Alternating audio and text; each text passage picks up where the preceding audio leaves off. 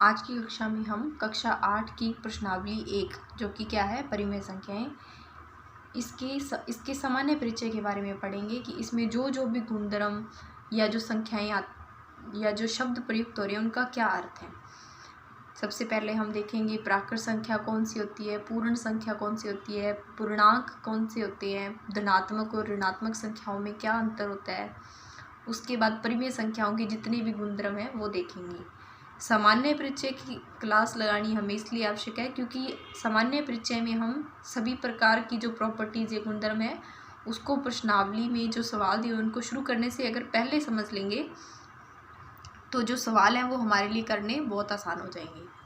और ये जो क्लास है वो नए पैटर्न पर आधारित है, जो नया सिलेबस आया है जिसमें कि कुछ सवाल है या कुछ टॉपिक है वो हमारे सिलेबस से कट गए हैं, तो उनको हम नहीं पढ़ेंगे इस क्लास में।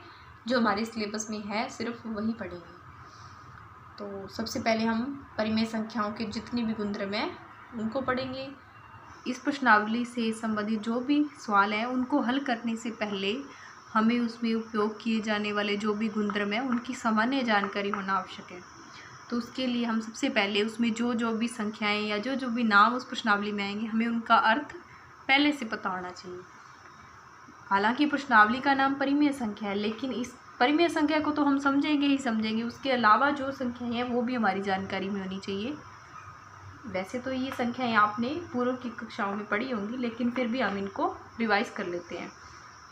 जैसे प्राकृत संख्याएं कहाँ से शुरू होती है? प्राकृत संख्याएं 1 से 2 3 4 5 इस तरह से ये संख्याएं कितनी भी हो सकती हैं, अनंत तक जा सकती हैं। हम इसका अंत नहीं बता सकते, पर हम इसका प्रारंभिक जो स्टार्टिंग वाला संख्या है वो बता सकते हैं कि शुरू कहाँ से होती है? 1 से शुरू होकर ये 2 3 4 5 6 कहाँ तक भी जा सकती है। कहाँ तक जा सकती है? अनंत तक। उसके बाद आती हैं पूर्ण संख्याएं। बस प्राकृत संख्या और पूर्ण संख्या में अंतर सिर्फ 0 का है। प्राकृत संख्या 1 से शुरू होती है, जबकि पूर्ण संख्या कहाँ से शुरू होती है? 0 से। 0 के बाद 1 2 3 4 इस तरह से ये भी अनंत तक जाएंगी संख्याएं। कितनी भी बड़ी संख्या आ सकती है आगे। तो प्राकृत संख्याएं हमने देखी कहाँ से शुरू होती हैं? 1 से लेकर अनंत तक। और पूर्ण संख्याएं कहाँ से शुरू होती हैं? 0 से लेकर अनंत तक। इसके बाद हम देखते हैं धनात्मक संख्याएं। जैसे कोई भी संख्या है, 1 लिखा हुआ है, 25 लिखा हुआ है, 50 लिखा हुआ है, 85 लिखा हुआ है, ये सभी संख्याएं धनात्मक संख्याएं हैं, क्योंकि इनके आगे को जो चिन्ह है वो कौन सा है? धनात्मक है। इस धनात्मक चिन्ह को हमें इनके आगे लिखने की कोई ज़रूरी आवश्यकता नहीं होती। इसको हम बिना इस चिन्ह के भी लिख सकते हैं, और अगर चिन्ह के साथ लिखते तो भी ये गलत नहीं माना जाता। उसके बाद आती हैं ऋणात्मक संख्याएँ। ऐसी संख्याएँ जिनके आगे कौन सा निशान लगा होता है? ऋणात्मक निशान लगा होता है। देखो मान में तो वही संख्याएं ये भी, पर इनके आगे निशान कौन सा लग गया? ऋणात्मक निशान लग गया। तो ये क्या संख्याएं बन गई? ऋणात्मक संख्याएं। उसके बाद धनात्मक और ऋणात्मक संख्याएं, अगर हम इन दोनों को जोड़ दें तब कौन सी संख्याएं बन जाती हैं? पूर्णांक संख्याएं। बीच में संख्या होती है 0 के बाद क्या आता है? 1 2 3 आगे ये कहाँ तक चली जाती हैं? अनंत तक। 0 से पहले -1 -2 -3 इसी तरह से ये भी कहाँ तक जाती है? अनंत तक। देखो पूर्णांक संख्याओं में धनात्मक संख्याएं भी आ रही हैं और ऋणात्मक संख्याएं भी आ रही हैं। तो धनात्मक और ऋणात्मक संख्याओं का योग क्या बन गया? पूर्णांक। दोबारा से देख लेते हैं हम। प्राकृत संख्याएं ऐसी संख्याएं जो कहाँ से शुरू होती हैं? 1 से, और कहाँ तक जा सकती हैं? अनंत तक। पूर्ण संख्याएं कहाँ से शुरू होती हैं? 0 से। 0 1 2 3 ऐसे आगे ये जाकर कहाँ तक जा सकती हैं? अनंत तक। अनंत का मतलब हम निर्धारित नहीं कर सकते इसमें कि अंतिम संख्या इसकी क्या होगी। धनात्मक संख्याएं ऐसी संख्याएं जिनके आगे का जो चिन्ह होगा वो कैसा होगा? पॉजिटिव होगा, ठीक है। और ऋणात्मक संख्याएं जिनके आगे का जो साइन होगा या चिन्ह होगा वो कैसा होगा? नेगेटिव होगा या ऋणात्मक होगा। धनात्मक और ऋणात्मक संख्याओं का योग क्या बनता है? पूर्णांक। इसमें मध्य में संख्या आती है 0, और 0 से लेकर कहाँ तक जाती है? ये अनंत तक, जबकि पीछे की तरफ ये अनंत तक। तो पूर्णांक को हम कैसे परिभाषित कर सकते हैं? अनंत से प्लस अनंत तक की जो भी संख्या है वो क्या कहलाती हैं? पूर्णांक। ऋणात्मक अर्थ, पूर्ण, धनात्मक, ऋणात्मक और पूर्णांक संख्याएं पढ़ने के बाद हम देखते हैं कि परिमेय संख्या कौन सी होती है। तो ऐसी संख्या जिसे p/q के रूप में लिखा जा सके तथा q नॉट इक्वल टू 0। इसका क्या अर्थ है कि q का मान 0 के बराबर नहीं होना चाहिए। बराबर का निशान लगा के उसको काटा हुआ है, तो इसका अर्थ है कि वो जो q है उसका मान 0 के बराबर नहीं होना चाहिए। अब p/q, p क्या है? अंश, और q हर, अर्थात वो संख्या ही परिमेय संख्या होगी जिसका हर कभी भी 0 नहीं होगा।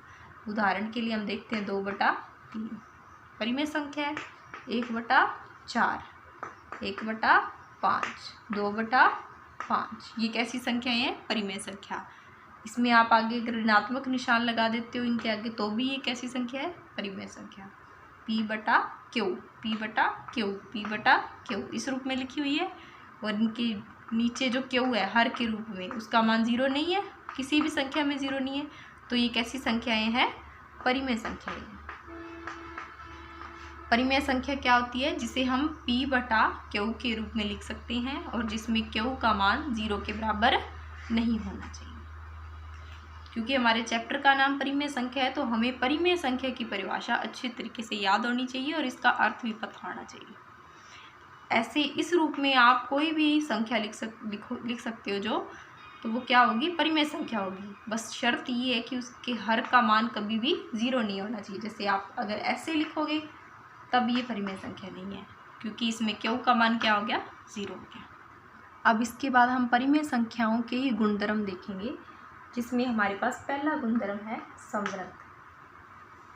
इसमें हम अलग अलग गुणधर्मों के लिए चेक करेंगे क्या कि ये योग के लिए समवृद्ध है परिमेय संख्या या नहीं, घटाव के लिए समवृद्ध है या नहीं, गुणा के लिए समवृद्ध है या नहीं, और भाग के लिए समवृद्ध है या नहीं।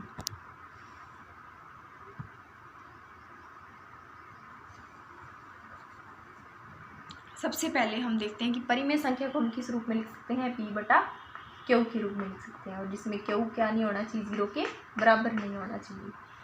अब योग के लिए समवृद्ध होने का अर्थ है कि यदि हम दो परिमेय संख्याओं का योग करते हैं तो क्या हमें उत्तर के रूप में भी परिमेय संख्या प्राप्त होती है। इसके लिए हम कोई उदाहरण ले लेते हैं, कोई भी दो परिमेय संख्या ले लेते हैं, 1/4 और 5/4। इनको जोड़ के देख लेते हैं। क्योंकि इनका हर समान है तो ये सीधे रूप से ही जुड़ जाएंगी, 5 और 1 6 और बटा में 4। तो जो योग के बाद हमें उत्तर प्राप्त हुआ है वो भी तो p/q के रूप में है, जो कि कैसी संख्या है? एक परिमेय संख्या है। अर्थात परिमेय संख्या योग के लिए समवृद्ध है। उसके बाद हम घटाव के लिए चेक करते हैं।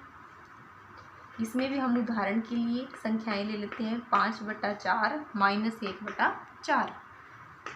अब क्या आ जाएगा? 5 में से 1 घटाएंगे तो 4 और बटा में 4। उत्तर क्या आया हमारा? 1।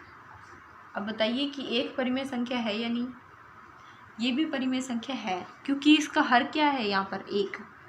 हर का मान 0 तो नहीं है ना, तो ये भी एक परिमेय संख्या है, क्योंकि इसे हम p/q के रूप में लिख सकते हैं।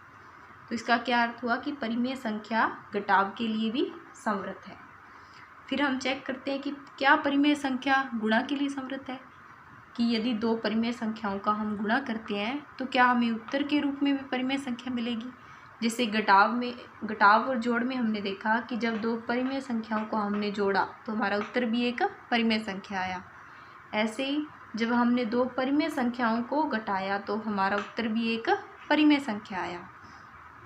ऐसे ही हम देखते हैं कि जब हम दो परिमेय संख्याओं का गुणा करेंगे तो क्या हमारा उत्तर जो गुणा के बाद प्राप्त होगा वो भी एक परिमेय संख्या होगा।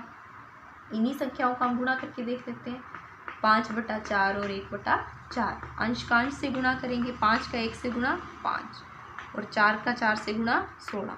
ये भी संख्या हम p/q के रूप में लिख सकते हैं।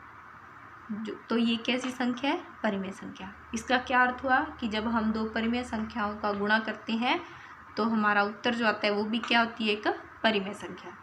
अर्थात परिमेय संख्या गुणा के लिए भी समवृद्ध है। अब हम भाग के लिए चेक कर लेते हैं। यदि हम दो परिमेय संख्याओं का भाग देते हैं तो जो हमारा उत्तर होता है वो भी एक परिमेय संख्या आती है। जैसे हम 3/4 में भाग देते हैं 1/4 का।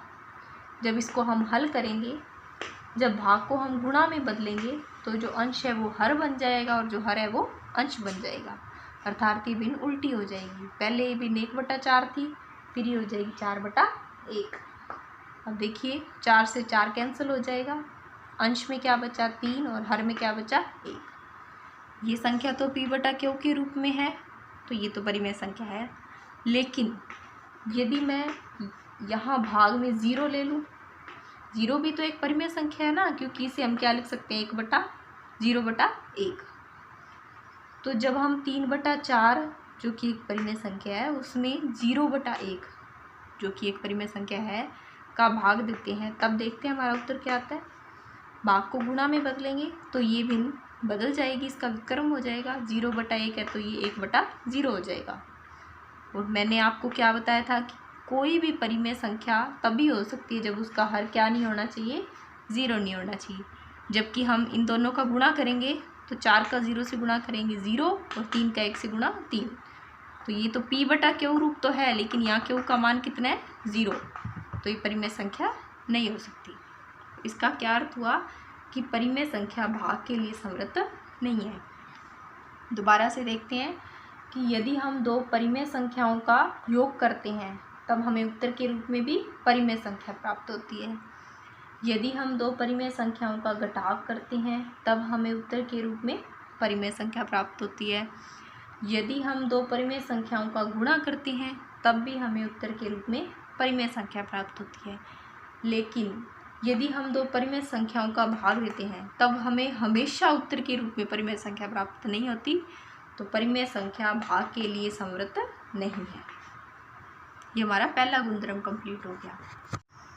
किस करते हैं कि क्या